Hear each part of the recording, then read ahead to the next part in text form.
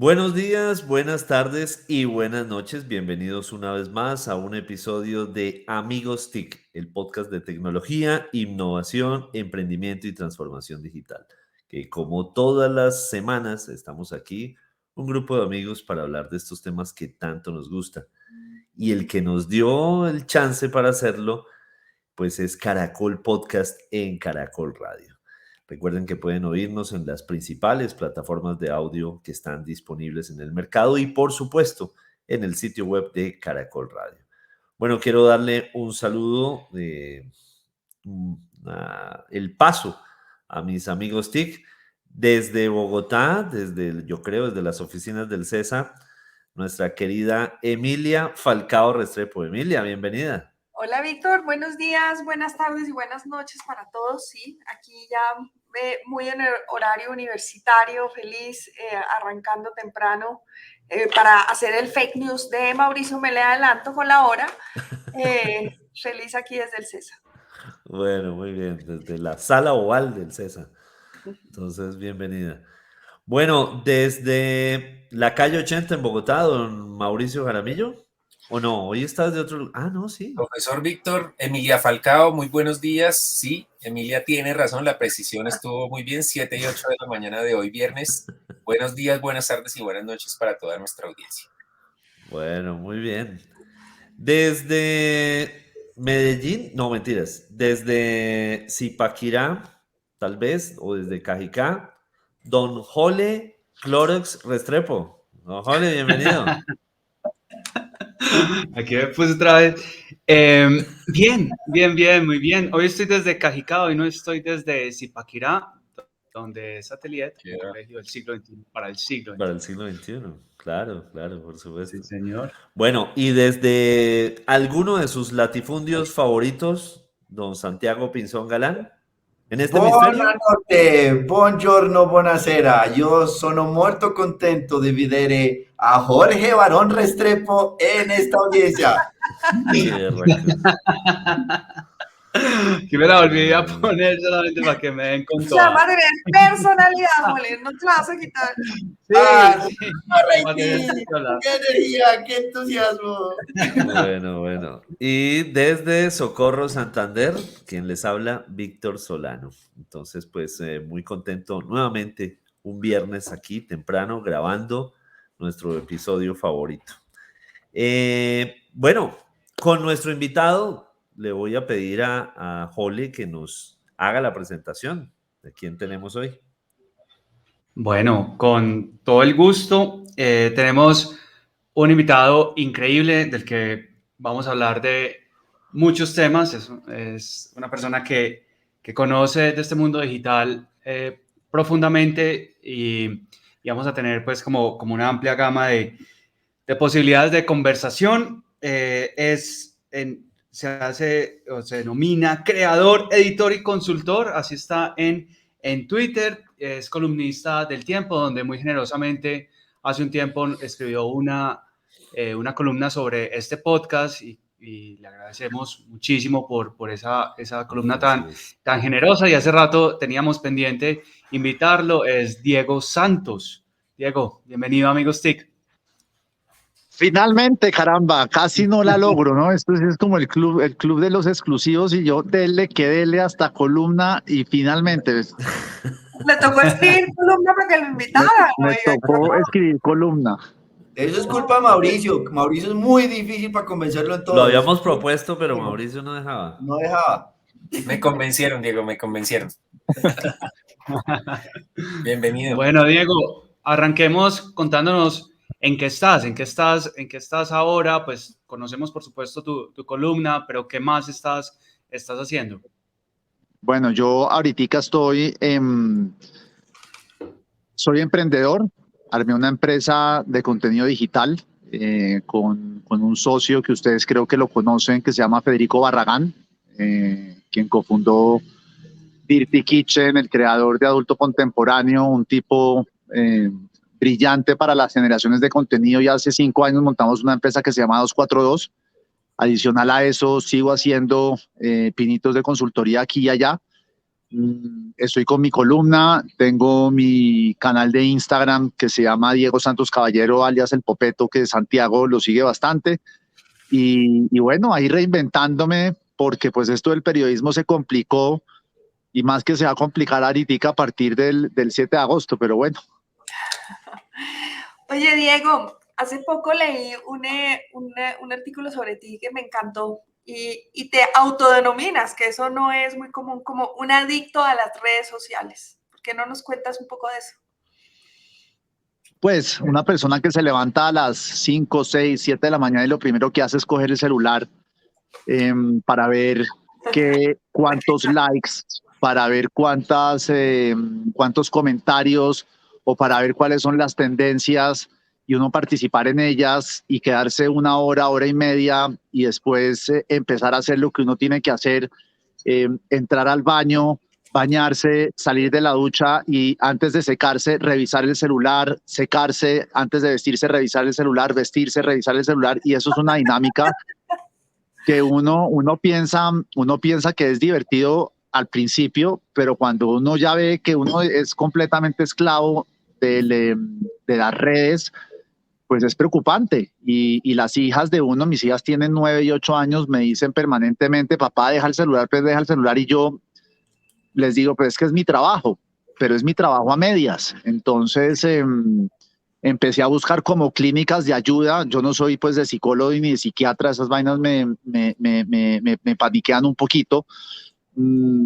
Encontré unas en España, pero en Colombia yo no vi gente experta que le ayude a salir a uno de la adicción, digamos que del celular, de las redes, del mundo digital. Es más, yo conozco a Víctor del mundo digital del 2006, cuando hice un blog que se llama Lo que el tiempo no ve, y él tenía el blog de Solano y nos metíamos ahí en unas discusiones entre comillas, porque Víctor es un académico y yo soy sencillamente un irresponsable opinando. Bueno, Pero ay, milagro que Santiago no preguntó que si 2006 antes o después de Cristo. Pero bueno, eso es lo que iba a decir, que es que la edad de Diego y yo Víctor es somos tipos muy jóvenes. Oiga, Diego, pero ya que está hablando de esa adicción, ¿qué opina de la noticia hace poco, usted que estuvo en Twitter, de estamos trabajando en un botón para editar los twitters? ¿Cómo ve eso? pues a mí yo siempre Twitter es una tendencia del momento, del en vivo, del directo, y es lo que uno está pensando justo en ese instante. Entonces, poder corregir es corregir la historia que uno vivió en ese momento coyuntural. Durante muchísimos años Jack Dorsey se negó, pese a muchas voces que le pedían implementar ese botón. Creo que Mauricio fue una de las personas que más pidió que existiera ese botón, si no estoy mal, ¿no? ¿Usted era de los que no? Al contrario. No, era Hassam, creo. Entonces yo no estoy de acuerdo con esa medida. Yo creo que la red social instantánea es Twitter y es eso. Uno es lo que está viviendo en ese momento, y poder editar es poder regresarse a trinos anteriores y corregir el pasado. Es como si uno le metiera a la historia un botón de corrección, y eso no es posible, y en Twitter no debería ser posible, pero pues las cosas cambian y la presión debe ser fuerte para hacer eso. Lo que pasa es que el 1 de abril, el Día de los Inocentes gringo, dijeron, vamos a lanzar el botón de edición, y muchos mordieron el anzuelo.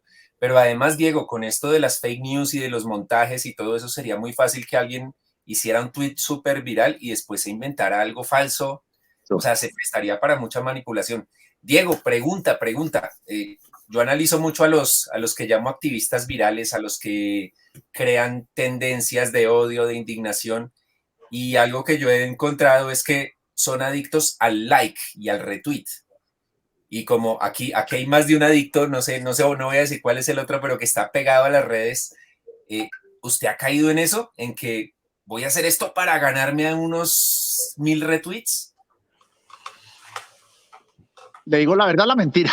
No, la verdad, por eso lo trajimos. No, la verdad es cada vez es más creciente ese uso intencional de poner un trino sabiendo que va a generar tracción. Y así uno piense que es un poquito irresponsable, uno lo lanza. Me ha pasado, yo me he ido con algunos trinos que después digo en qué momento escribí esto o por qué lo hice. Y no debería hacerlo, pero creo que es esa parte de esa dinámica en la que uno ya cae en la tentación de decir, uy, qué bueno que un trino de uno tenga 3.000 likes. Ayer yo puse un trino filosófico, pues no filosófico, pero poético, y yo sabía que iba a levantar polvareda, pero eso no es un juicio, eso no es un análisis juicioso de las elecciones. O sea, que uno sonría y el otro no es una pendejada absoluta, pero eso 3.000 likes uno dice, uy. Y yo he seguido muy de cerca a un muchacho que se llama Jaime Arizabaleta, que ustedes lo deben conocer y lo deben haber analizado. El rey de las tendencias. Pueden estar de acuerdo o en desacuerdo, pero el tipo le tiene cogido el know-how de cómo se hace una tendencia. Él no tiene bodegas, él no paga absolutamente nada, yo lo conozco, pero él sabe qué es lo que provoca y él sabe qué es lo que mueve y él es incendiario y eso es lo que lamentablemente Twitter se convirtió en una red de incendiarios. Fíjese que usted cuando publica un trino que es pensante, que es conciliador, que invita a que reflexionemos, el trino hace así. En el momento que usted mete una provocación, ese trino se dispara. Claro. Tremendo. Diego, una parte de lo que usted escribió decía al final de la columna, hacer contenido nunca ha estado al alcance de tantos, y así terminaba su columna. En ese orden de ideas, ¿cómo ve entonces fenómenos como TikTok o fenómenos como el que acaba de dar? O sea, las redes sociales estamos manejándola de una manera que es más violenta, o sea, hacer contenidos para polarizar, o hacer contenido también está generando unas oportunidades maravillosas de educación, de aprendizaje, de otro tipo de cosas. Es que hay de todo. Por ejemplo, así Víctor no lo crea, yo soy un gran seguidor de Víctor, yo respeto muchísimo su trabajo, a mí me gustaría que hubiera muchísimos más Víctors en redes sociales. Lamentablemente, la voz tranquila y calmada que tiene un señor como Víctor, pues no llega a ser lo viral que puede ser una voz incendiaria. Y eso lo que habla es de lo mal que estamos como sociedad. Hay ejemplos muy interesantes. Les voy a dar, por ejemplo, uno. Hay una chica que se llama Jessica Blanco, que navegando por TikTok la conocí. Es una activista política. Ella no es periodista, ella no es analista, es activista política. Y hace un muy buen trabajo para el Pacto Histórico, sobre todo para Francia Márquez. Y se ha hecho unos videos que tienen 2.6 millones de videovistas, 2 millones, 1.300. Una politóloga que se informa muy bien y que conecta con una audiencia joven. ¿Qué es lo que pasa? Cuando se vuelven figuras, empiezan a caer en la tentación de ser más irresponsables en su opinión. Entonces yo ya le he visto a ella que ya se convirtió en una figura que la consultan medios, que la invitan a un sitio, que la invitan a otro, y sus posts se han empezado a convertir en más incendiarios. Entonces, mantener una línea como la de Víctor, como la de Mauricio, como la suya propia en redes sociales es muy complicado y yo no sé cómo hacen ustedes para mantener esa ponderancia y no caer en las ganas de tener clics de más, porque yo nunca les he visto a ustedes un trino destemplado y eso es muy difícil hoy en día. Diego, muchas gracias. Usted pasó de alguna manera, primero, como bien lo recordaba, casi desde la clandestinidad, cuando escribía Lo que el tiempo no ve, que eso había un montón de comentarios y especulaciones. De, ¿quién es el que escribe eso? ¿Quién en la es redacción? ¿Pero quién es? Sí, en la redacción del Tiempo siempre había una sensación de tenemos un topo. Pasó de eso a ser medianamente conocido con mucho soporte en ese trabajo inicial también de Daniel Sampero Espina, que pasa de ser columnista a ser youtuber. Y ahora está usted totalmente frente a los reflectores. ¿Fue consciente esto? ¿Fue el resultado de que fueran apareciendo cosas y bueno, pues me voy adaptando a eso? Tal cual, y déjeme contarle una anécdota. Yo arranqué con Lo que el tiempo no ve, pues porque se abre el mundo de los blogs por ahí en el 2004, 2005, y la persona que me delata es mi papá, en un correo que le envía a Luis Fernando Santos, donde se olvidó borrar mi firma, que yo le había enviado un comentario. Él sabía que yo estaba detrás de Lo que el tiempo no ve, y mi papá se olvidó de esa firma y pum, le envió ese correo a Luis Fernando, y pues ahí voló mierda al zarzo. Después, cuando yo 2 años después regreso de Nueva York, que estaba trabajando en la AP para trabajar en El Tiempo, pues me costó sangre, y Roberto Pombo sí me recordó, usted era el de Lo que el tiempo no ve. Y yo, por ejemplo, le debo a Guillermo, yo a Guillermo Franco le tengo una enorme gratitud, porque fue gracias a él que yo entré al Tiempo. Él me pudo haber bloqueado, él me pudo haber dicho, usted no entra al Tiempo, usted hizo esto, porque es que Lo que el tiempo no ve era una vaina contra Guillermo Franco y su equipo. Prácticamente Guillermo estuvo por encima de eso, valoró lo que yo había hecho en Nueva York en la agencia y lo que había hecho con el blog Lluvia Blaugrana, y ahí entré. Pero bueno, pasando ya a responderle su pregunta, la evolución mía dentro del mundo de los medios fue como natural. Yo arranqué en El Tiempo, después del Tiempo me llama Twitter. Yo creo que cobré una relevancia que nunca tuve en El Tiempo en Twitter. En Twitter me volví el director de Twitter. A los ojos de la gente, yo era el director de Twitter en Colombia, y yo no era el director de Twitter en Colombia, yo era el director de noticias y política de Twitter, que es muy distinto. Aquí no existía un director. Y eso me dio una visibilidad muy importante. Luego Daniel empezó a buscarme para hacer unos experimentos con YouTube, me metí de lleno con él, y ahí me divertí, me entretuve, y yo me vuelvo, pues más o menos, póngale así usted, popular por el canal de Instagram, pero es popular entre un público que no es político ni nada, y ya entro en los focos, como usted bien lo dice, con la reforma tributaria. Yo ahí me cuajé un análisis de qué era la reforma tributaria, hablé con algunos economistas, sobre todo con uno que es muy amigo mío, que respeto mucho, que es aburridísimo, pero que sabe mucho de economía, y ahí empezó el gobierno a buscarme porque le pareció una berraquera ese trino, la gente empezó a retuitarme, y yo ahí es donde le dije, oiga, ¿será que me volví famoso? Y empecé a publicar trinos de vez en cuando, y caí en la responsabilidad, bueno, voy a ser provocador hoy. Pues no soy ni mucho menos un Daniel Samper, ni un Ari Zabaleta, ni un Levi Rincón, pero pues ahí mal que bien uno se mete sus 2.000, 3.000 retweets, y eso lo deja feliz a uno. Bueno, pero Diego, no fue consciente. O sea, pero ¿sabe qué me repatea? Que me digan que soy periodista, porque yo no me considero periodista. Para mí, periodistas son gente que hace reportería, que ha trabajado en calle, que hace entrevistas, que está en el día a día haciendo una cantidad de cosas que yo nunca he hecho en mi vida. Yo he sido editor, yo soy creador de contenido, pero periodista me parece una falta de respeto que a mí me digan periodista cuando hay muchas personas que hacen ese trabajo que es muy difícil.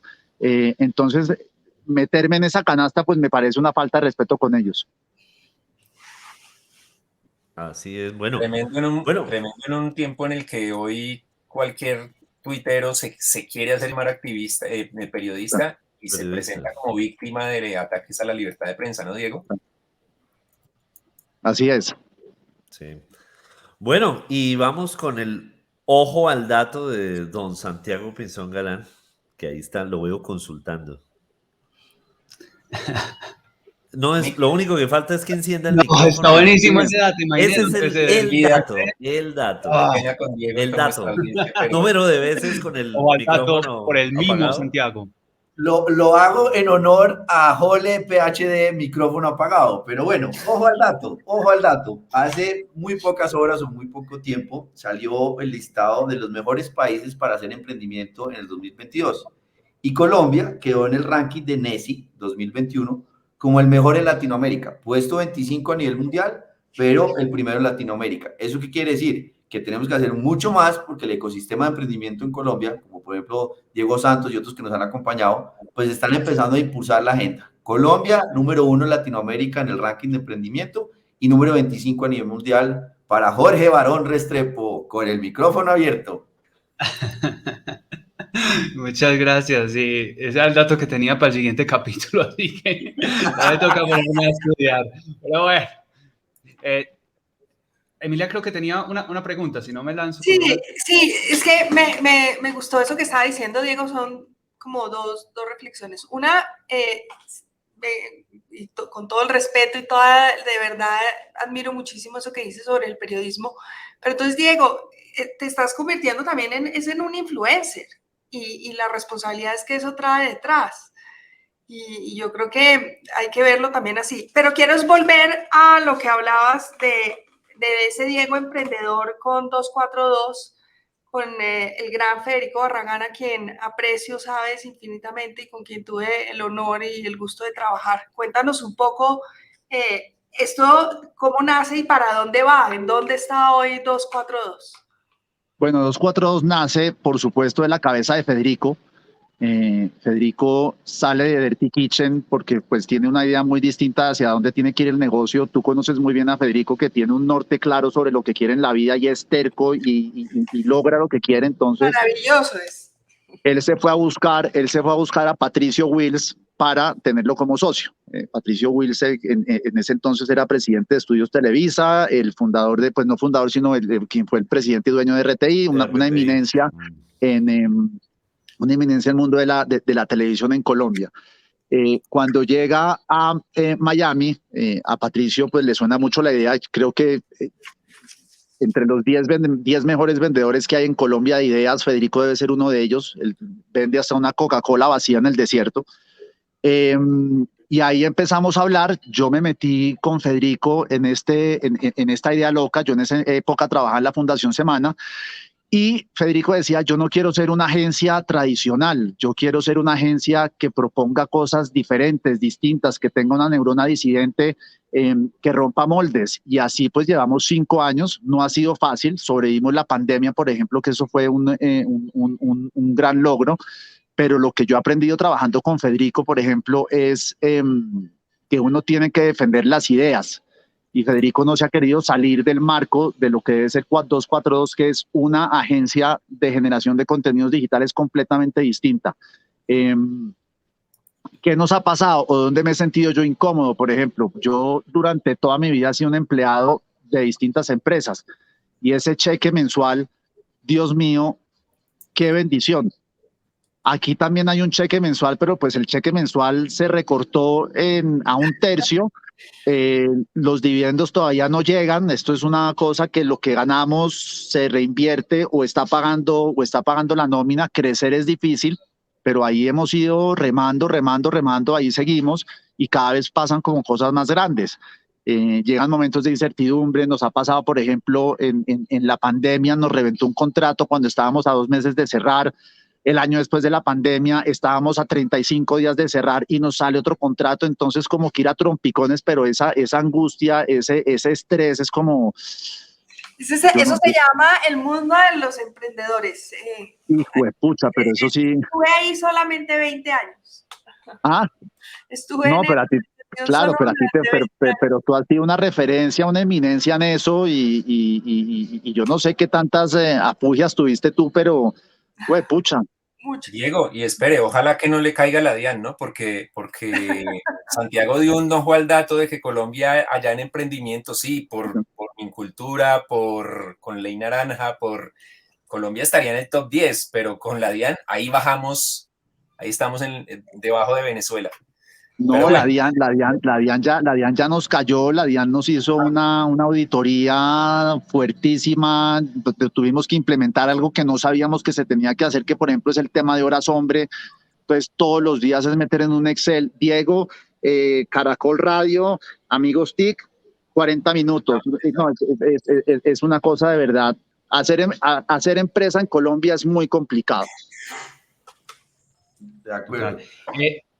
Diego, Emilia mencionaba que te has vuelto influencer y definitivamente pues te seguimos, por supuesto, en todas las redes y vemos que tenés unas marcas asociadas al contenido en Instagram. ¿Cómo te ha ido con eso? ¿Cómo te ha ido monetizando ese tema de ser influencer? Pues, o sea, acabas de poner todos los focos de la DIAN sobre mí. Muchas gracias. Gracias, Ole. Muchas gracias. Eso es maravilloso. Todavía no nos oyen. Pero bueno, yo estaba todavía pasando. no nos oyen porque siempre le echamos varilla en todos los capítulos. Sí, creemos que nunca nos oye. Entonces, eso creemos. A mí me ha ido bien, no como Jefferson Cosio, estoy muy por debajo de él. Eh, pero pues, por ejemplo, yo me siento muy orgulloso de representar a Samsung.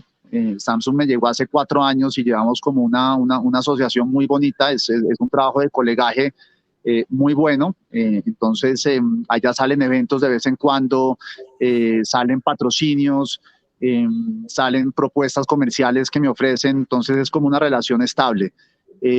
Con Adidas trabajé hasta hace como 3 semanas. Que decidieron que ya no era el embajador de ellos, entonces aquí hay también altos y bajos. Esa me dolió porque Adidas es una marca que me priva y me muero por Adidas, pero bueno, me tocará buscar otra. Y después salen cositas que de vez en cuando pues suman ahí unos ingresos que ayudan a la economía familiar. Lo que pasa es que uno no se perratea. Claro, si me sale una marca de condones o de vibradores o algo, me volvería millonario como la Liendra, pero todavía no he llegado a ese mercado, lamentablemente. Tiene que hablar con el Tino Asprilla, entonces. Sí. Oiga, Diego, una pregunta. Yo soy un microinfluenciador. Mis cifras se mueven en el mundo de microinfluenciador, no tanto como influenciador.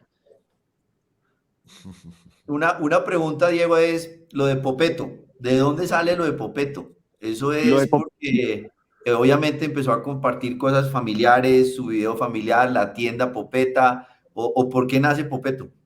Pues Vanessa y yo nos llamamos Los Popetos y de ahí sale el nombre. Y ese canal surge porque un viaje a México que hicimos en el 2018, yo decidí boletearme como las Kardashian y yo dije, pues yo quiero ser famoso y yo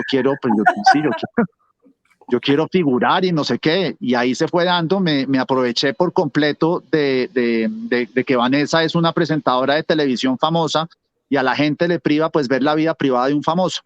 Y ahí me fui apalancando hasta que a Vanessa le supo a las mismísimas de aparecer en mis videos. Si ustedes se dan cuenta, pues ya como 1 año ya sin aparecer, y ahí me estanqué.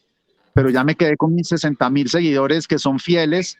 Les encantan mis hijas, pero por ejemplo ya últimamente decidí que mis hijas las estoy sacando también de mi contenido, porque uno reflexiona, uno lee y uno se da cuenta que los hijos no son un juguete para estar utilizando en redes sociales. Diego, aquí usted nos ha demostrado que de lo que sí no tiene problema usted es en ser autocrítico o en decir aquí.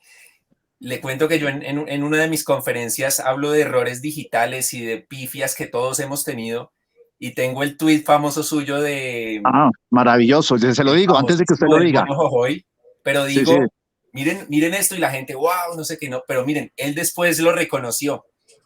¿Qué le ha brindado eso de usted ser autocrítico y decir aquí me equivoqué, aquí acerté, en esta pude hacerlo mejor? ¿Le ha abierto puertas o al contrario, en un país en el que nadie es autocrítico y todos son perfectos, le ha generado más problemas? Pues a mí me ha dado tranquilidad de saber que soy un idiota. Y eso cuando uno sabe que uno es un idiota, a uno le afectan menos las críticas y los ataques, pues porque es que uno no es perfecto. Y pues yo soy sobrino de Pacho Santos y eso está en el ADN, embarrarla. Eso sí, no nos digamos mentiras. Entonces ni me voy a venir a darlas de aquí, de ser un genio digital, ni mucho menos. Y eso me genera tranquilidad. A las personas, por ejemplo, que me quieren, detestan que yo sea tan franco. Pero pues es que es parte de mi personalidad y yo creo que eso construye un mundo mejor cuando uno realmente es autocrítico. Yo la he embarrado permanentemente. En el último mes me he botado 4 trinos destemplados, caso peleas inútiles, me cierro puertas, me abro otras y pues ahí voy.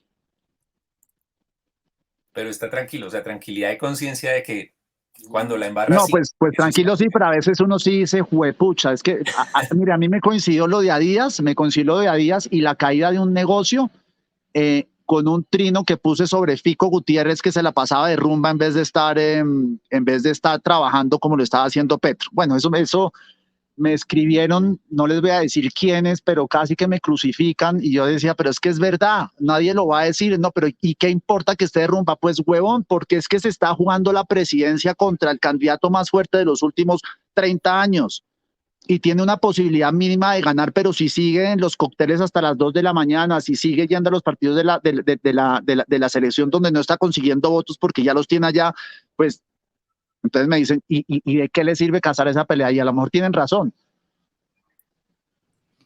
Claro, no es tan calculado todo. Santiago. Sí, Diego, pero no me contestó lo de TikTok. ¿Usted por qué no se ha metido en TikTok o cómo ve TikTok? Pues porque no sé, la verdad porque no sé generar contenido para TikTok. Me encantaría meterte en TikTok. He hecho varios pinitos, pero unos TikToks que he hecho son una completa estupidez. Otros, que son los análisis de lo que está pasando en Ucrania, algunos tuvieron 7.000, 8.000, pero me di cuenta que eso está lleno de gente prorrusa. Entonces entran y me atacan y demás, pero nunca me he vuelto viral en TikTok. Y eso consume tiempo y bien adicto que soy para meterle ahora otra red. De acuerdo, de acuerdo. Diego, y hablando de redes, hace poco escribiste una columna sobre YouTube, los niños y la educación. ¿Por qué no nos contás un poquito sobre la posición que presentabas ahí en la columna? No, es que a mí me parece que YouTube es una herramienta muy importante. Lo que pasa es que nos falta capacitación y me incluyo capacitación de saber cómo usarla mejor. Capacitación de saber cómo acompañar a los hijos para que les saquen jugo. Mis dos hijas se la pasan viendo contenido que uno dice, ¿es en serio que están viendo esto? Que son los típicos jueguitos y retos y demás. Pero, por ejemplo, yo les confieso, yo no tengo ni idea de cómo ponerle filtro a YouTube. Mi señora dice, tú que eres el gran experto digital, ¿por qué no le bloqueas el link? Pues es que no es tan fácil, se lo bloqueé una vez y mi hija mayor supo cómo quitarle el desbloqueo. Entonces yo me sentí como un perfecto tarado en ese aspecto y dije, bueno, pues busquemos a alguien que sepa hacer esto. Entonces yo creo que hace falta más capacitación. Yo creo que YouTube es una herramienta que uno le puede sacar muchísimo jugo y que le ha servido a muchísimas personas para progresar. De hecho, en mi compañía, el realizador, el director audiovisual, gran parte del maravilloso trabajo que él hace lo aprendió en YouTube. Hay gente que sabe navegar. Federico mismo encuentra unos contenidos en YouTube de referencias, de contenidos que le propone a clientes que uno dice, man, ¿dónde buscó? ¿Cómo encontró usted esto? ¿Qué hizo? Y eso sí es ganas de aprender y no de estar bobeando en YouTube. Pero yo soy un defensor de que YouTube se mantenga y no se prohíba, por lo menos en las escuelas.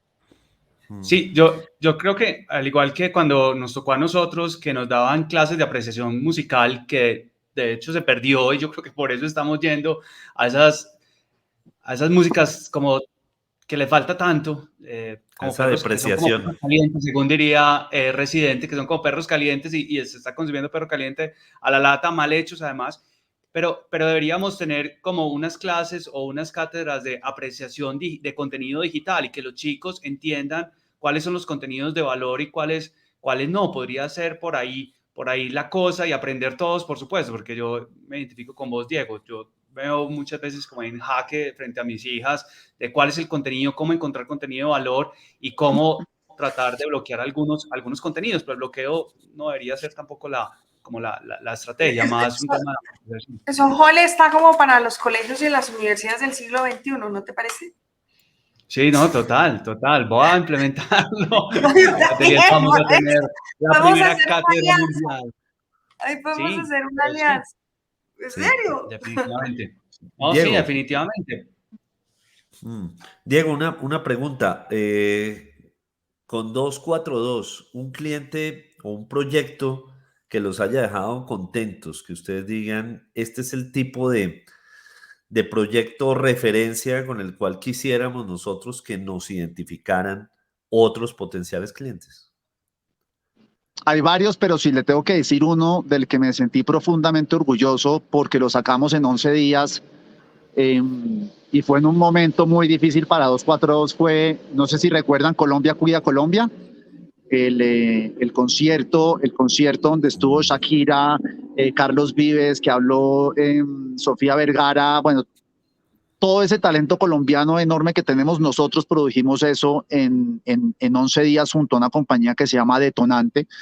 Eso lo hicimos escribiendo un guión, mandando a grabar en las casas de las personas, ellos con sus celulares, ensamblamos el contenido, después Detonante puso el concierto final, que fue esa canción de 3 minutos, que ahora no recuerdo cuál era, y pues fue en horario prime, se recolectaron 13.500 millones de pesos. Eso fue algo que demostró que digital es muy poderoso y que puede trascender más allá de las redes, o más allá de un .com, sino que estuvo en televisión nacional. Otras cosas que hemos hecho un muy buen trabajo, por ejemplo, con Bancolombia, unos videos que uno dice, qué bonita manera de narrar la historia de un banco que tiene, creo que más de 100 años de historia, o el Banco de Colombia, ahora no recuerdo muy bien el año de historia. Entonces, le podría mencionar varios, pero esos son los dos con los que yo me quedo, que digo, wow. Chévere. Bien. Diego, en ese orden de ideas, ¿qué recomendaciones? Ya le preguntó Mauricio el tema de ser autocrítico, pero ¿qué recomendaciones le da a la gente que está creando finalmente esa oportunidad de generar contenido? Usted tiene que respirar, pensar más de una vez antes de que va a escribir, tiene que ser consciente de ser provocativo. ¿Qué recomendaciones le da para alguien que está buscando generar precisamente una participación en redes sociales? Para mí es tener referentes. Por ejemplo, Daniel Samper cuando co-creamos Hola Soy Dani, tenía algo muy claro. Él empezó a analizar a todos los youtubers jóvenes y decía, yo de aquí puedo sacar esto. Daniel es un tipo muy analítico, pues no voy a decir muy inteligente, es un tipo brillante, y él empezó a sacar las cosas más interesantes de esos youtubers, y usted ve la evolución de lo que era Hola Soy Dani hace 3 años, 4 años, a lo que es hoy en día. Hoy en día es un producto muy bueno. Que los chistes puedan gustar o no, eso es otra cosa, pero el formato, el uso, por ejemplo, de las miniaturas, cómo ha logrado llevar ese concepto del youtuber a su obra de teatro. A mí me parece que uno tiene que ser juicioso, uno tiene que ser muy analítico de qué es lo que quiere y hacia dónde quiere llegar, dónde va a distribuir. Creo que uno de los errores de Daniel, por ejemplo, fue que nosotros arrancamos muy fuertes en Facebook, y en Facebook nos ganan, cada video era 1 millón, 1,5 millones. Cuando estábamos en YouTube eran 130,000, 200,000, 300,000. Y en distribución creo que Daniel lo pudo haber hecho mejor. Obviamente, pues le va muy bien, pero uno tiene que entender dónde está la audiencia a la que uno le quiere llegar. Entonces uno también tiene que ser estratégico. El crear contenido, muy poquitas personas pueden salir a crear contenido y convertirse en virales de un momento a otro. Eso requiere de mucha metodología, de estudiar otros referentes que hay en el mundo y de empezar a implementar y de equivocarse. Buenísimo. Bueno, no, pues aprovechando que tiene los que no están viendo este video la camiseta de sabio, por su edad, por su experiencia, por su longevidad, No se la había visto.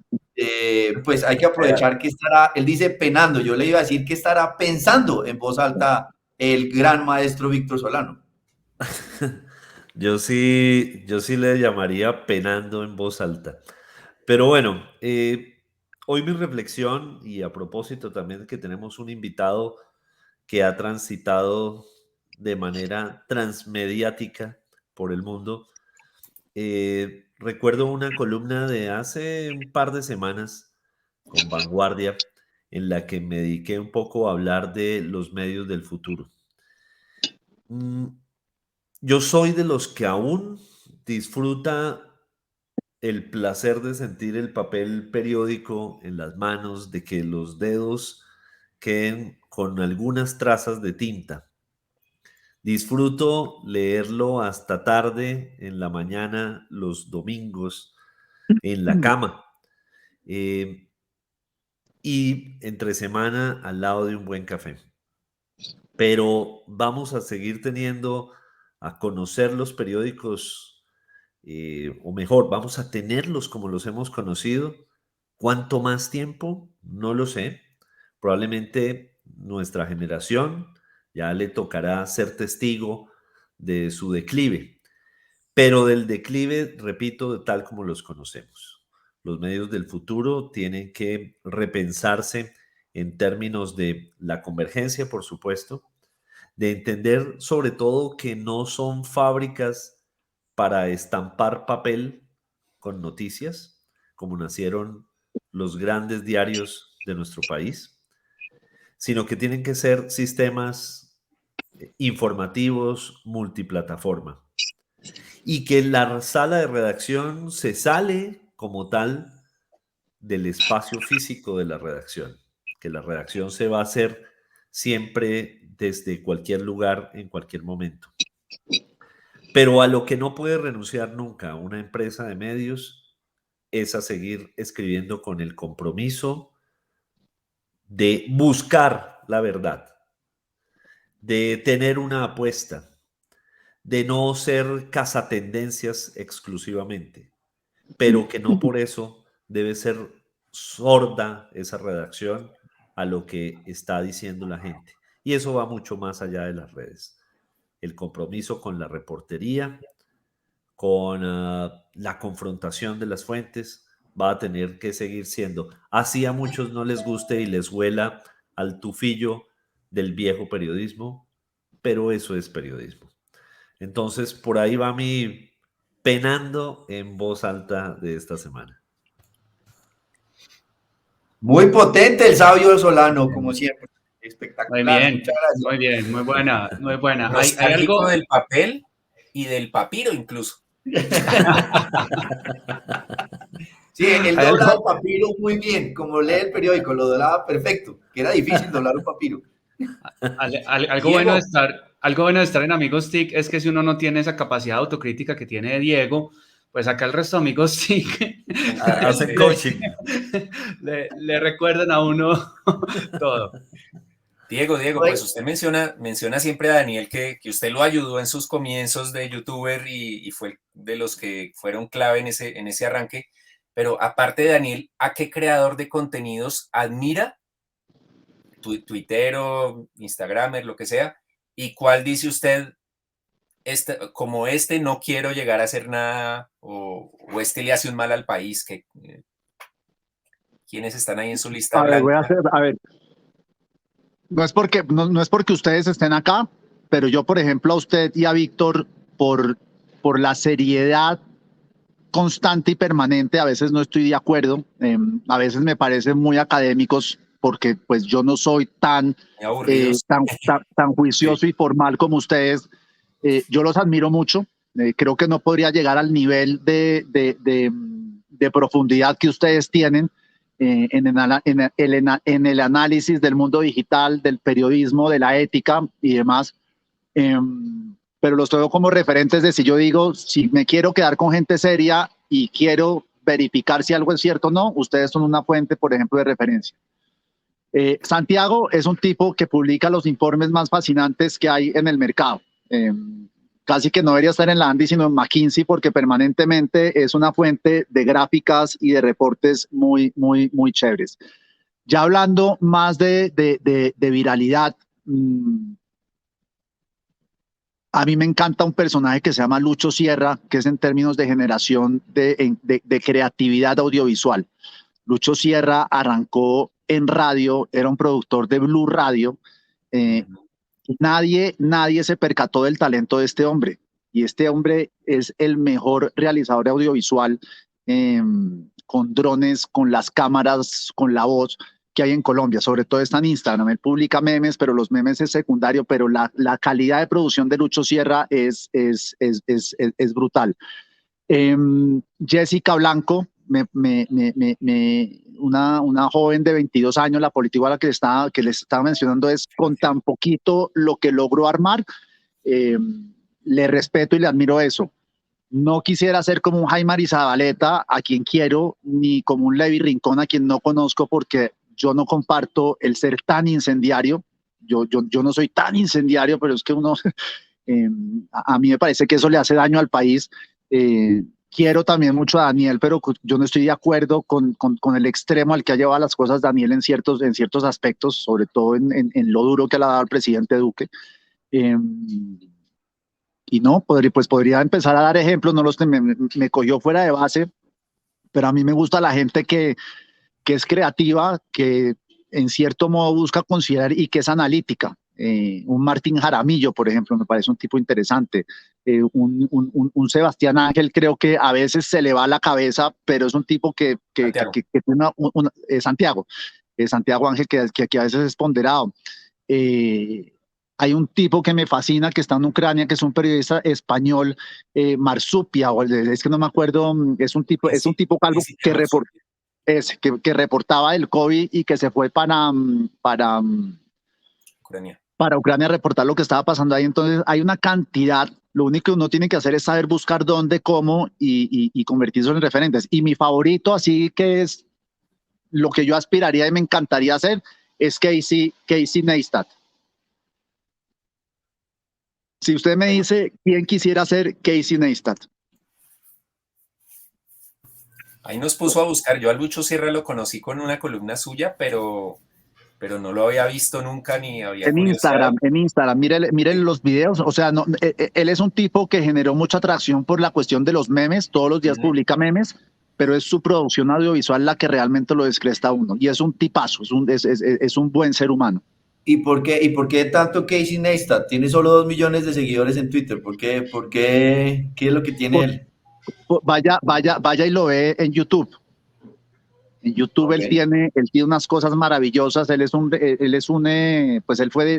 Estudió cine y se le nota la calidad y es este que lo inspira a uno. Yo he tenido en mi vida 2 entrevistas que cuando salí es como, una fue con Carlos Vives y otra con Gilberto Santa Rosa.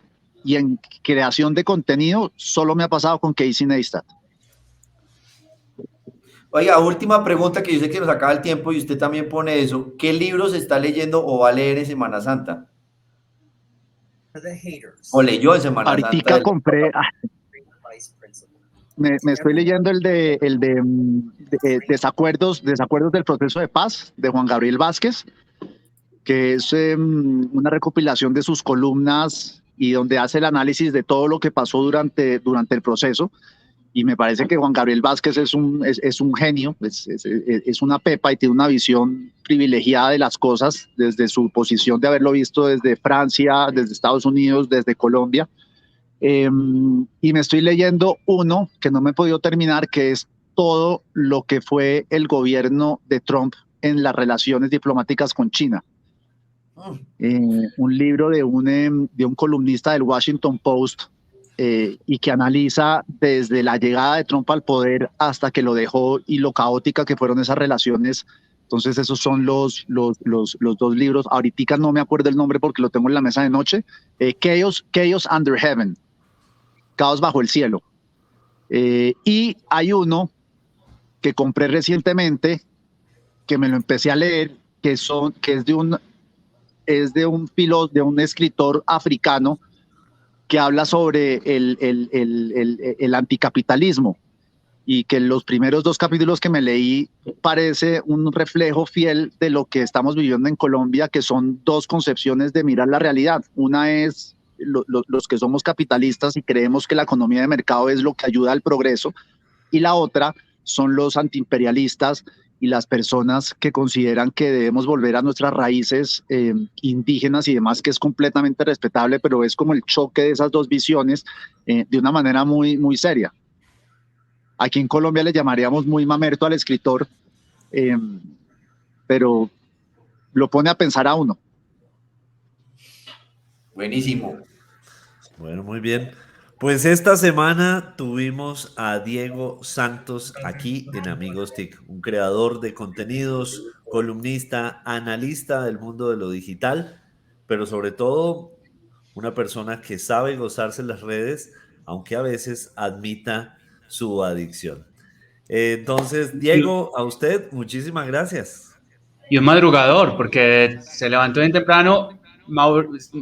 Santiago me vio una foto de Diego cuando estaba en Las Palmas, por a las 5 de la mañana, como este man no va a llegar. ¿A qué hora se despertó Diego hoy? Para poder honrar el compromiso. Las 7 acá. Se levantó a las 3 para honrar el compromiso a las 7. ¿Ve? Muy bien, muy bien. Muchas gracias. Bueno, Gracias, Diego. Nos vemos y nos oímos la próxima semana. Gracias. Chao. Un abrazo. Un abrazo, gracias. Chao. Muchas gracias. Gracias.